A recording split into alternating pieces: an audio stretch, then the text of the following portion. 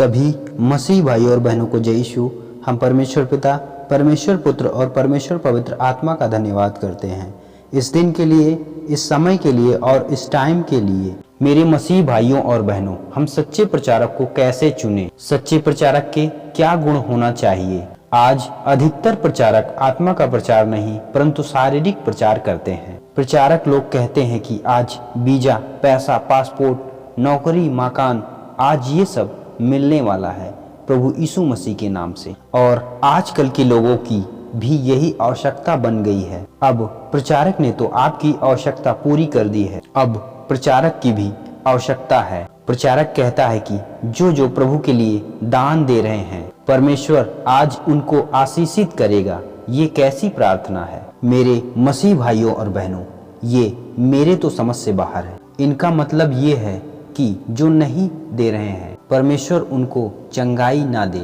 ये कैसा प्रचार है? एक हिसाब से ये तो प्रचारक का धंधा हो गया। प्रचारक सुनो, ये वचन तुम्हारे लिए है। परमेश्वर ने उत्पत्ति 3 उसके 19 पद में कहा है कि मनुष्य केवल अपनी मेहनत के द्वारा कमाई हुई रोटी खाएगा। तो तुम अपना स्वयं का कुछ काम करो, उसमें जो तुमको मिले उससे अपना घर चलाओ, ना कि सभाओं में आए हुए लोगों से मांगकर अपना खर्च चलाओ।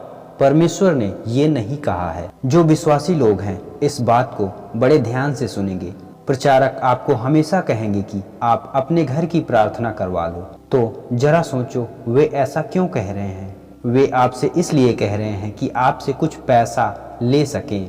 तो हम इस बात को आपको वचन के द्वारा समझाएंगे। मत्ती 10 उसके 8वें पद में लिखा है, तुमने मुफ्त में पाया है, मुफ्त में दो। इस वचन का मतलब ये है कि परमेश्वर की ओर से जो आशीष हमें मिली है, बीमारों को चंगा करने की, मुर्दों को जिलाने की, ऐसे ऐसे बहुत से कार्य हैं जिसको परमेश्वर ने हमें करने के लिए मुफ्त में आशीष दी है। तो तुम इन सब कार्यों को करने का पैसा ले रहे हो, जो कि परमेश्वर ने साफ साफ कहा है कि तुम इन सब कार्यों को करने का कोई पैसा नहीं लेना। लेकिन आज प्रचारक ले रहे हैं, इसलिए हमें समझने की आवश्यकता है। परमेश्वर का भवन बनवाना है। प्रचारक के द्वारा विश्वासियों को एक निश्चित राशि निर्धारित कर दी जाती है और वो निश्चित धनराशि देना पड़ता है।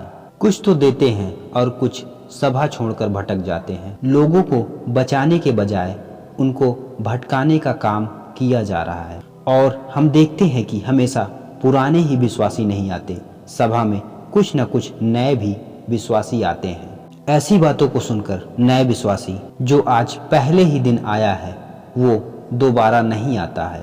उसे तो अभी सब कुछ जानने और समझने की आवश्यकता है। ऐसे प्रचारक को सुधरने की आवश्यकता है। मत्ती 5 उसके 13 पद में परमेश्वर ने प्रचारक को क्या कहा है कि तुम पृथ्वी के नमक हो, अर्थात तुम विश्वासियों के मार्गदर्शक हो। तुम्हें उनको अंधकार से बाहर निकालने का कार्य सौंपा गया है। यदि तुम्हारी चाल चलन बदल जाएगी तो इन सब विश्वासियों का क्या होगा?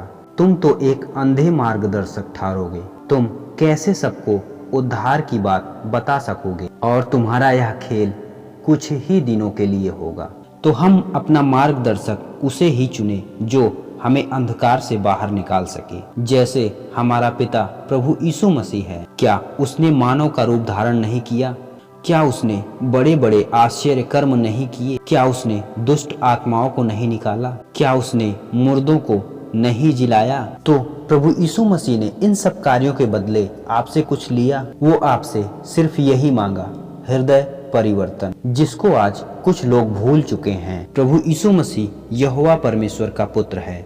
और क्या तुम परमेश्वर के पुत्र नहीं हो? तुम भी तो परमेश्वर के पुत्र और पुत्रियां हो। क्या तुम ये बात स्वीकार नहीं करते हो? तो तुम विश्वासियों को बहकाने वाली बातें क्यों करते हो? कुछ प्रचारक को अपने आप को समझने की बहुत ही आवश्यकता है और विश्वासी को भी प्रचारक को समझने की आवश्यकता है। प्रचारक गलत हो सकता है परंतु हमारा प्रभु कभी गलत नहीं हो सकता। यदि आप मसीह पर पूर्ण मन से विश्वास करोगे तो मसीह आपको पूर्ण रूप से चंगाई देगा, क्योंकि केवल यीशु मसीह ही है जो जगत का उद्धार कर सकता है। यूहन्ना 3 उसके 16 पद में लिखा है, परमेश्वर ने जगत से ऐसा प्रेम किया कि उसने अपना इकलौता पुत्र दे दिया ताकि जो कोई उस पर विश्वास करे वह नाश ना हो परंतु अनंत जीवन पाए। सभी मसीह भाई और बहनों को जय यीशु। हम परमेश्वर पिता, परमेश्वर पुत्र और परमेश्वर पवित्र आत्मा का धन्यवाद करते हैं